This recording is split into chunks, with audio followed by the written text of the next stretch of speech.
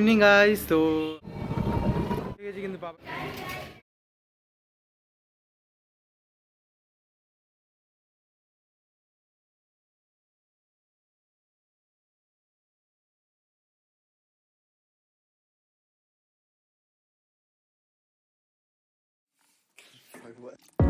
হ্যাঁ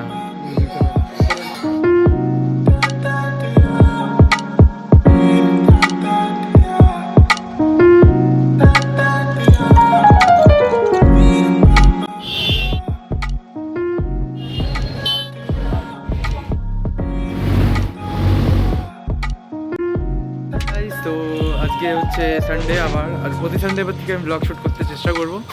তো এখন বেরোচ্ছি গন্তব্যস্থলে অবধি।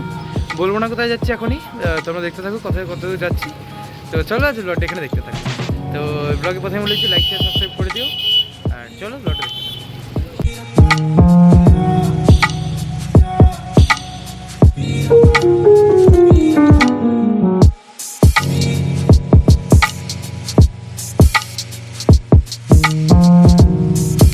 পৌঁছে গেছি, কিন্তু বাবা এখনো পৌঁছে উঠতে পারেনি। তেলিপাড়া ঘাট। তো এখন দেখি বাবা কতক্ষণ আসে।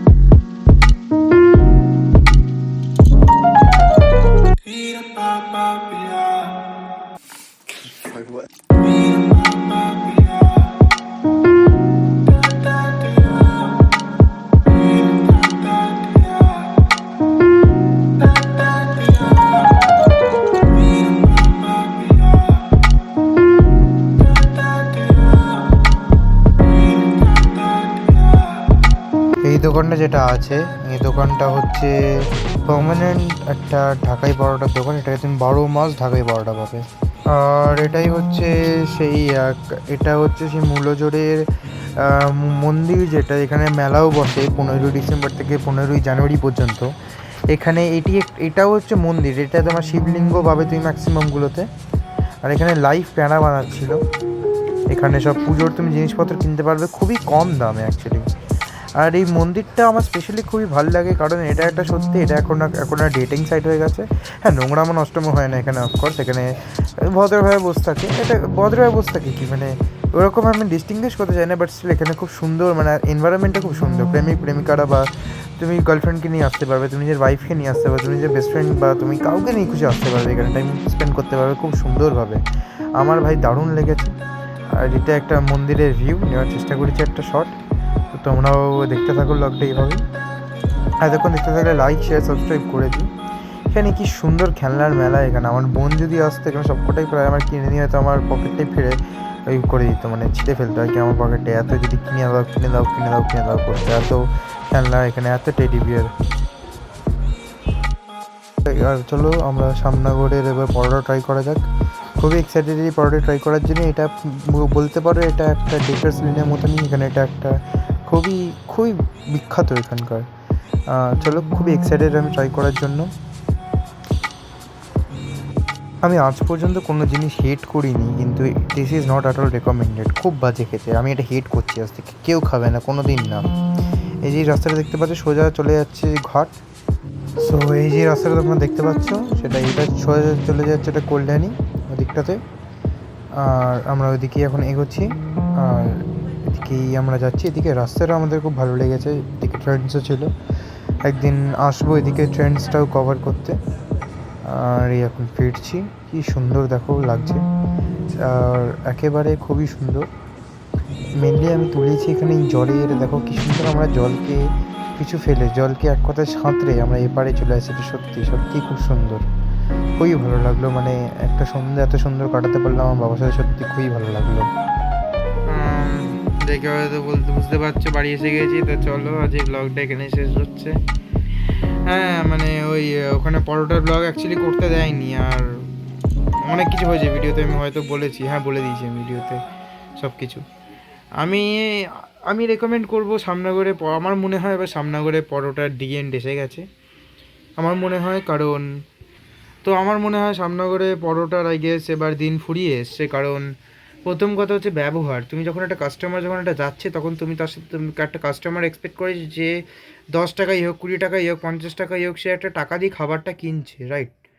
এমন বলছি না সে চাকর পক্ষ বা তুমি মালিক পক্ষ, এরকম কিছু না, বাট স্টিল একটা ব্যবহারের একটা পার্সেন্ট রাখা দরকার ফার্স্টলি। সেকেন্ডলি দ্যাট তোমরা ব্যবহার খারাপ করছো একটা পয়েন্ট অফ দিয়ে মানা যায় যে ঠিক আছে চলো ব্যবহারই তো খারাপ করছে, তো গায়ে তো আর মানে গা তো আর পুড়ে গেল না, কিন্তু খাবারের কোয়ালিটিও মানে মানে ডিক্লাইন কীভাবে একটা করতে পারে সেটাই আমার ঠিক মানে আমার কি মানে যারা ওখানে প্রেজেন্ট ছিল, আমি মানে অ্যালাউড ছিলাম না ওখানে আমি ভিডিও করায়, কারণ ওরা বারণ করছিল ঠিকই।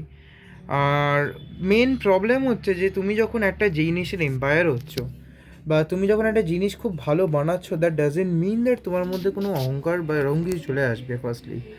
সেকেন্ডলি ইজ দ্যাট একটা সামনাগড়ে পরোটার লেগেসি আছে, রাইট? মানে সামনাগড়ে পরোটার গন্ধ, বা সামনাগড়ে পরোটা যখন মুখে ফার্স্ট পড়ে তখন একটা ভালো টেস্ট, একটা এমন একটা হিট করে যে হ্যাঁ এটাই সামনাগড়ের পরোটা, যেটা আমি পাইনি। মানে খুবই খুবই বাজে একেবারে। আমি তো একদম ব্লান্টলি বলি ফালতু খেতে, ততক্ষণ ভদ্রভাবে বলে, আর ভদ্রভাবে আমি বলতে পারছি না, বিশাল ফালতু, একদম ফালতু।